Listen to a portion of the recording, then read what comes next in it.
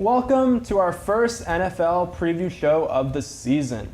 We're here in the greenhouse. How do you guys like this new digs? Yeah, it's definitely nice. It's definitely an upgrade from last year, and excited to test out all this new equipment and of course talk about some football. Exactly. Anything, D? No, I'm good. All right. Well, we've waited 7 long months for the NFL season to start, and we're just gonna quickly talk about some topics here. First off, the Patriots lost last night. What do you guys think about that game? Yeah, I didn't see it coming. I don't think anybody saw that coming at all. Going into the game, I figured that it would be the first half went about how I thought it would, where it was kind of a back and forth game. It was pretty close, but that fourth quarter, the New England just did not.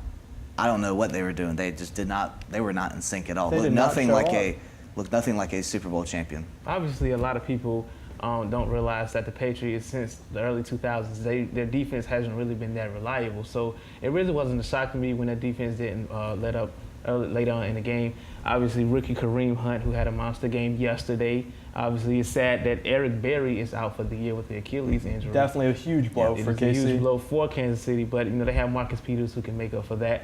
And obviously, the Chiefs' offense is just rolling. They have so much speed on that offense. When you have Kareem Hunt, Tyreek Hill, who is also one of my favorite players, who was a great receiver and returner. So I don't think it was a shot. Right?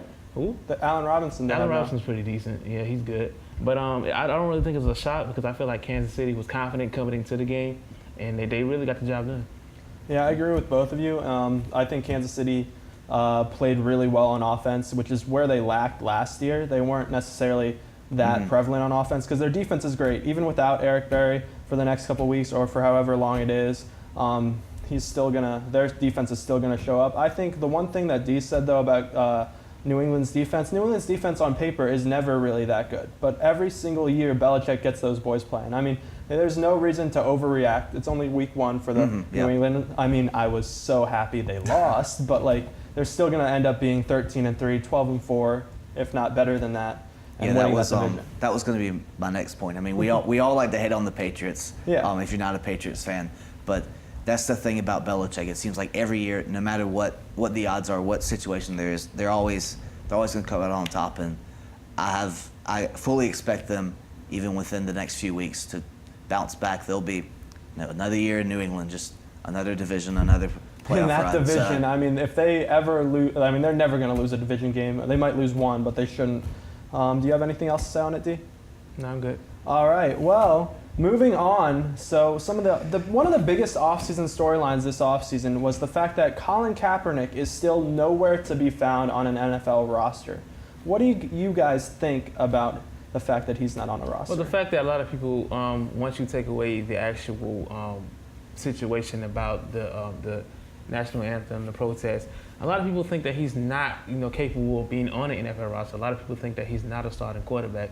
And there has been many that said that he's only been on a good 49ers football team. Like he had a stacked roster there, and he just came in and filled in for Alex Smith at the time, and just somehow went to the Super Bowl that year. But I think he's a pretty talented quarterback. He can run, he can pass the ball, he finds guys when they're open. I mean, he's an all-around good quarterback, and I just think he deserves to be on the roster spot, especially with some of these teams who really have injuries at quarterback. You look at the Indianapolis Colts, who lost a quarterback. I feel like they should have went out and got him. The Miami Dolphins should have went out and got him. I mean, there's a lot of teams that had the opportunity to pick up this guy, and they just lost out on that. Yeah, personally, I do somewhat agree with you that he is a talented quarterback, but he also had the benefit of the players around him. So he hasn't necessarily proven himself to maybe he can step up in that position, or maybe he doesn't have quite as strong weapons as he did in 2012 it was in San Francisco.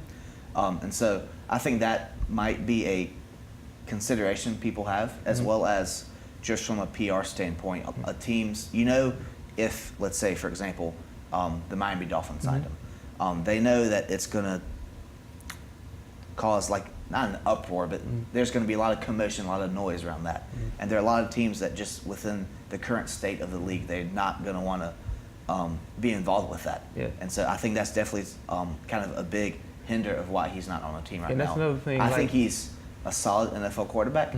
But I think the fact that he hasn't proven that without weapons he can prove himself, and that the whole PR standpoint, Yeah. because That- there's always going to be noise around him, and teams are aware of that. Now, what's funny about that Miami situation is Miami was the one place in the NFL that I think didn't sign him for a different reason because of the Fidel Castro shirt that he wore, Yeah. and that would not have. Well, that gone was well just in kind Miami. of off the top of my head, I but know. yeah. But and the one point I have when people say that, then do you not think Russell? I almost said Westbrook, but Russell Wilson is an elite quarterback then? Because I mean, you can make the same argument that you just did about Colin Kaepernick. Russell Wilson comes in the NFL and he has a great team, great roster around him, great defense, same thing that Colin Kaepernick had, and a fantastic offense. So by that definition, where's Russell Wilson? When you look at Russell Wilson, you have to also look at coaching. You know, at the time, same thing with Colin Kaepernick. He had Jim Harbaugh, good coach. Same thing with Russell Wilson, Pete Carroll, good coach. He coached a lot of good quarterbacks that went to USC and they've become successful quarterbacks in the NFL. So it's all about the scheme wherever you are. And going back to Colin Kaepernick, wherever he would have went, his recent success would have followed him, and it would have been a lot of pressure from the fans. Like, you took the 49ers to the Super Bowl. Let's see if you can take us to the next level as well. And it's just not going to work because each scheme in the NFL is different. You can't just send someone over to Miami and just think that he's going to probably carry them to the playoffs, maybe AFC Conference Championship. It's just not going to happen. It all takes time. It all takes time, but in my opinion, I think Colin Kaepernick is easily one of the top 32 quarterbacks in the league. I mean, I understand why teams are very hesitant to sign him, or because you don't want the distraction. It's the same thing with Ray Rice a couple of years or anything like that. But like, I do think Kaepernick sometime this year will be on a roster. Yeah. I don't know where and I don't know how. I would assume someone's going to, or when. We definitely don't know when.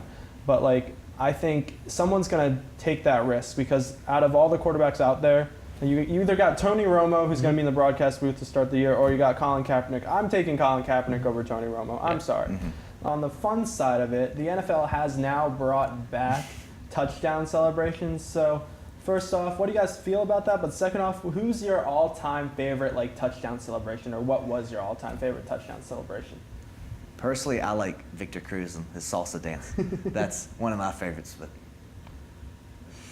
I mean, it's a lot. You know, I grew up in, basically the early 2000 era. So obviously you had guys like Randy Moss, T.O., and obviously you got Antonio Brown. Now, those were like the dancers. So if I had to pick, I had to definitely go with the wrist and go with Terrell Owens putting the football in the star. That was obviously, and then you got him. T.O. just had so many great celebrations. He totally took mine. It's crazy, man. Like T.O. was mine. I mean, the popcorn. Popcorn was Yeah. good. I wonder if he ate that popcorn. Oh, or the other year, remember when Elliott like jumped in, or last year when Elliott like the jumped Salvation in? Army, Salvation yeah. Army band. That was Like funny. that was nice. That And was I pretty mean, nice. I'm excited that they're back, but sorry, AB, still no hip thrust. We're sorry, that's still not allowed. But other than that, you guys can it gives players creativity, and I love that, and to have that in the NFL.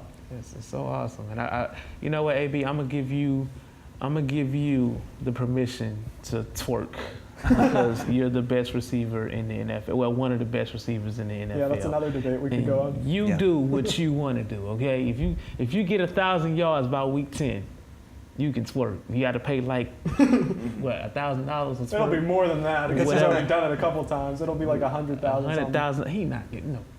Really? All right, For twerking? they do it now. I mean, look at Roger Goodell's NFL. Suspensions and fines are pretty high now. I will talk to Roger for you, okay? Look, you can get fined $500, okay? Just twerk off, man. Just do your thing, man. Do your thing.